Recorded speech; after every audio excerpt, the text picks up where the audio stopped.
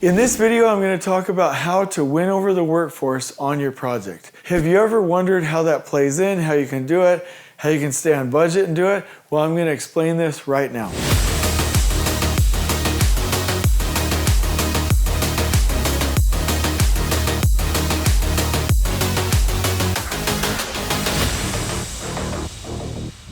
So when we talk about winning over the workforce, I want you to know that you cannot build a project properly and piss off the workforce. You just can't do it. It's just not a thing. It will never work. So there's some key concepts that I want to write down first and foremost. Number one, if you're on a project and you want to take care of the workers, you must have nice bathrooms. Now, I sound really opinionated about this because I am, but I want you to know I'm right about this. You either build custom bathrooms in the building or separately, or at a minimum, if you're using the porta potties, you must have this. You must have enough units for the trades. You must clean them 3 times a week minimum. I'm right about that. You will call your porta potty company and they will say, oh, no, we'll clean them twice a week, but we'll give you more units. That doesn't help at all. At all. It doesn't help. More units just means more mess and more things to clean. Clean them 3 times a week. You also must have a hand wash station. And I've already heard hand wash, okay? Heard the excuses of it's too cold or it's too hot. Nope. If it's hot, get yourself a tent, okay? If it's cold, get yourself a tent plus a heater, okay? This can be done. Your workers need to have the ability to wash their hands. This is basic, right? And you must have also a trash can near the area so that they can throw away their hand towels, right? The CDC issued a report that you can reduce respiratory disease and illnesses and diarrhea, which sounds gross, but you can reduce it by up to 30% if you simply give people the ability to wash their hands after going to the restroom, right? The other thing is, if you think about it, if people don't have a way to wash their hands and then they're going and touching your work, your paperwork, and then they're eating lunch, that's pretty gross and pretty disrespectful. So enough units, clean 3 times a week with a hand wash and a trash can. This is minimum. And I would also say close to their work. Okay? If you treat your workers with respect, they will not pee in bottles and they will not graffiti on your bathrooms. Graffiti and pee in bottles, they're not natural phenomenons. It's an outcome or a byproduct of workers feeling disrespected. Okay? Number 2, you must have a good lunch area. And in the lunch area, you're going to have a place to sit, a place to eat, so you'll have the table, a place to heat their food, a place to cool, and I would prefer to have something where they can charge their phones. And if you want to go above and beyond, I'll just put a smaller tick. Maybe some music, right? Maybe an enclosure, okay, so that they can like really jam out, and a place to store their lunch boxes or other items. This is key. If you don't let people, let me just go top to bottom. If you don't people go to the bathroom, they'll go to the bathroom on you. If you don't let people eat, they'll eat you, right? Like, you've got to take care of people from a fundamental level. Number 3, for workers, you have to have a clean, safe, and organized site. Okay? And I'm just going to put ORG for organized. Here's the key. If you go to a project site and you're a good contractor, you're a good crew, but the GC's messy, everybody else is messy, the hoist is messy, everything's everywhere, are you going to magically just keep your area clean, or clean the job, or clean the hoist, or clean the environment you're supposed to go into and set the example and change the job? No, it's not going to happen. You're going to adapt to the norm on the site and do your best. That's why a general contractor must provide a clean, safe, and organized site for their people. Bare minimum. However you take care of the bathrooms, so BR, or the entryway, EW, right here on the bottom, is how they will do their work.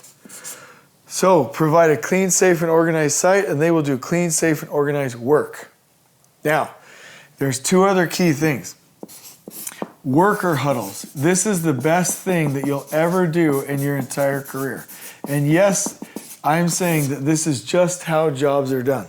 If here's the parking lot, the workers come in through the gate and they come to a gathering area where they huddle around, and you do an orientation in the morning, not like the full orientation, but 5 or 10 minutes. You're like, hey, I want to shout everybody out. I want to get your opinions, right? Talk about the plan for the day.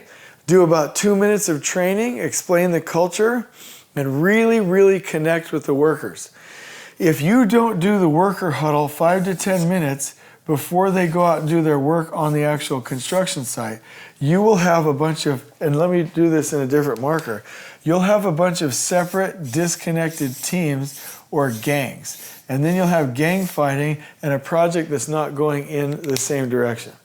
But if you have a worker huddle where the people really like the superintendent, they're connecting, the superintendent is providing feedback, giving shout outs, explaining the culture, teaching and training and doing awesome things, then you now have one team.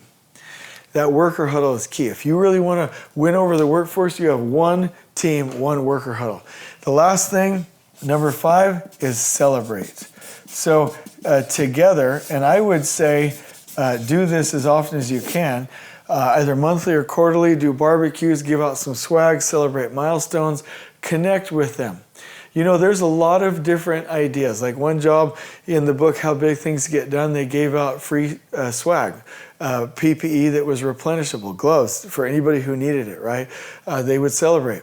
On jobs where I would use the scrap metal funds to go towards chips and salsa and drinks and stuff for the workers. We would host barbecues. We would do lots of really cool things. I'd give out t-shirts.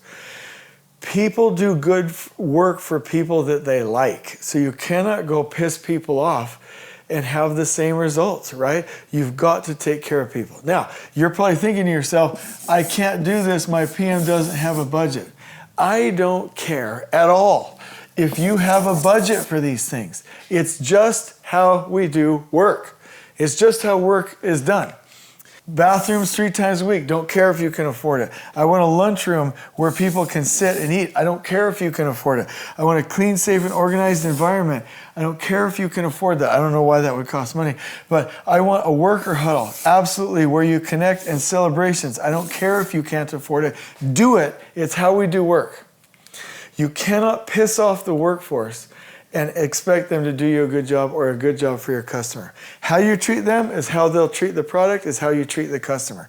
Go get the money. I don't care about your budgets. You will save more in a quality product and more in the back end because you don't have to use contingency than you would ever spend on any of these things. Besides, it's the right thing to do. So I understand. And if somebody was like, well, my PM still says we don't have the budget, then this is my answer. If it's me, hey, PM or a company, I love you. I want to stay. But when I go to jobs, I do this. And if we can't do this, then I'm not on the job. I'm sorry. Where I go with this. This is what I do. So if you don't want to do this, then you got the wrong guy. Like, that's it. That's what you say. Because workers deserve the respect. We are borrowing them from their families, and it is the best way to get a job done, and it will affect your bottom line in positive ways. So this is how we do it. I've seen this on $100,000 projects, $100 million projects, and on these massive data center projects, $1.5 billion projects. Oh, let me just close out with that. You can go on any of the size projects that I've mentioned, small, medium, or large. Let's use large right now. And you can go view the projects where they have good bathrooms, lunch area, and a clean area, and they do worker huddles, and they celebrate. And their jobs are immaculate, and they're hitting their financial targets. And then you go to a contractor that's all uppity about this, and it's like, oh no, we're twice a week, and I'm not going to huddle with the workers. We'll meet with them once a week, and I don't really have the money for that. We're not hitting our milestones, and I'll provide something okay here, right? And it's dirty, disgusting, bad morale, graffiti everywhere, pee in bottles, and they're not hitting their milestones. I see this over and over and over and over again. This is not just a good idea. This is crucial. If you need help, let me know. We tour jobs, we do consulting, we help project teams to implement, and we teach this in our Super PM Bootcamp. Reach out to us if you need help. I hope you've enjoyed this video. On we go.